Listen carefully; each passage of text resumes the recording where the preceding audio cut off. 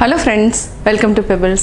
நான் இன்னைக்கு செய்ய போறது வெஜிடபிள் பக்கோடா, அதாவது கேரட், உருளைக்கிழங்கு, முட்டைக்கோஸ் எது இருந்தாலும் நம்ம ஆட் பண்ணிக்கலாம். இது கூட வந்து நம்ம பீட்ரூட் கூட ஆட் பண்ணி செய்யலாம். கோதுமை மாவு, அது கூட பச்சை மிளகாய், கொத்தமல்லி இது எல்லாத்தையுமே நல்லா மிக்ஸ் பண்ணிட்டு செய்ய போறோம். வாங்க எப்படி செய்யறதுன்னு பார்க்கலாம்.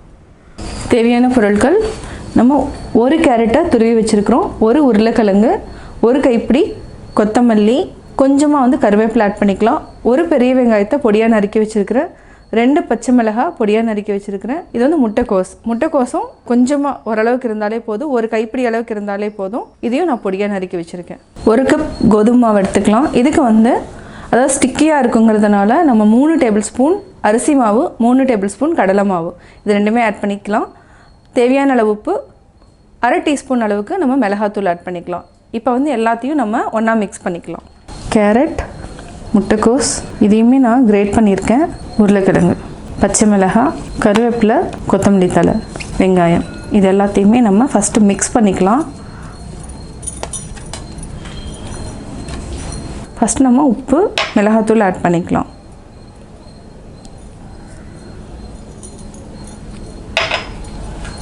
உருளைக்கிழங்கு, முட்டைக்கோஸ், வெங்காயம் நல்லா மிக்ஸ் பண்ண கொஞ்சம் கொஞ்சமாக தண்ணி விட ஆரம்பிக்கும். அரிசி மாவு, கடலை மாவு இதை ஆட் பண்ணிக்கலாம். கோதுமை மாவு, இதில் வந்து என்ன கோதுமை மாவு தான் நம்ம ஜாஸ்தி போடுறோம். பொறுமையாக எல்லாமே, அதாவது வெஜிடபிள்ஸ் எல்லாமே மிக்ஸ் ஆகிற மாதிரி கரெக்டாக, அதாவது அந்த பதமும் வரணும், மிக்ஸ் பண்ணணும். இப்போ கொஞ்சம் கொஞ்சமாக தேவையான அளவு தண்ணி விட்டு பிசைஞ்சிக்கலாம்.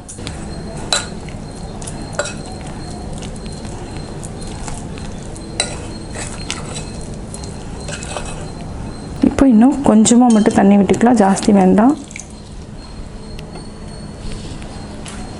அரிசி மாவு போகிறதுனால எண்ணெய் வந்து அதிகமாக இழுக்காது. அதனால் எப்போவுமே அந்த ஆயில் ஐட்டம், ஃப்ரை பண்ணுற ஐட்டம் செய்கிறப்போ நம்ம 1 டேபிள் ஸ்பூனோ 2 டேபிள் ஸ்பூன் அளவுக்கு அரிசி மாவு ஆட் பண்ணிட்டோன்னா ரொம்ப டேஸ்ட்டாகவும் இருக்கும், அதே மாதிரி எண்ணெயும் நிறையா இழுக்காது. இப்போது கரெக்டாக இருக்குது. இது ஒரு 10 நிமிஷம் வச்சுட்டு நம்ம டீப் ஃப்ரை பண்ணி எடுத்துக்கலாம். எண்ணெய் நல்லா காஞ்சிடுச்சு. ஃபஸ்ட்டு வந்து நம்ம தண்ணியில் வந்து கையை நனைச்சிட்டு அதுக்கப்புறம் கொஞ்சம் கொஞ்சமாக எடுத்து போடலாம். ஃபஸ்ட்டு நம்ம சிம்மில் வச்சுக்கலாம், அதுக்கப்புறம் பெருசு பண்ணிக்கலாம். சின்ன சின்னதாக போட்டோன்னா நல்லா ஈஸியாகவும் வெந்துடும், சீக்கிரமாக எடுத்துக்கலாம். பெருசாக போட்டுட்டோன்னா உள்ளே வந்து வேகாது. அதனால் இந்த வெஜிடபிள் பக்கோடா எப்போவுமே வந்து சின்னதாக போட்டுக்கணும். பொன்னிறம் ஆகிற டைமில் நம்ம ஹை ஃப்ளேமில் வச்சுக்கலாம். இப்போது ஹை ஃப்ளேமில் வச்சுக்கலாம். அதாவது இந்த மாதிரி கலர் ஆனதுக்கப்புறம் நம்ம ஹை ஃப்ளேமில் வச்சோன்னா பொன்னிறம் ஆகிடும். அதாவது என்னென்னா உள்ளே இருக்கிறது நல்லா வெந்துடும், அதே மாதிரி பொன்னிறமாகவும் ஆகிடும்.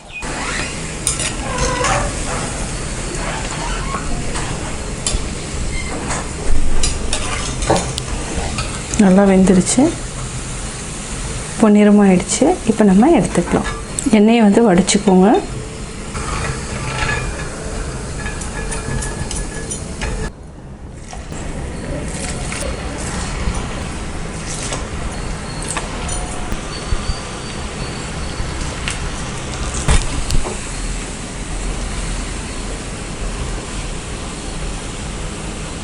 நல்லா பொன்னிறமானதுக்கப்புறம் எடுத்துக்கலாம். நல்லா வெந்துடுச்சு, இப்போ எடுத்துக்கலாம்.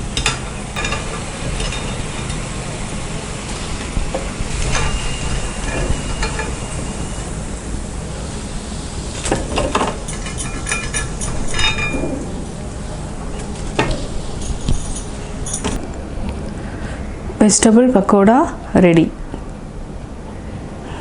நான் வெஜிடபிள் பக்கோடா எப்படி செஞ்சேங்கிறத பார்த்தீங்க. கட்டாயம் உங்களுக்கு இந்த வீடியோ பிடிச்சிருக்கும். இந்த வீடியோ பிடிச்சதுன்னா லைக் பண்ணுங்கள், ஷேர் பண்ணுங்கள், கமெண்ட் பண்ணுங்கள். மறக்காமல் எங்கள் சேனலை சப்ஸ்கிரைப் பண்ணுங்கள்.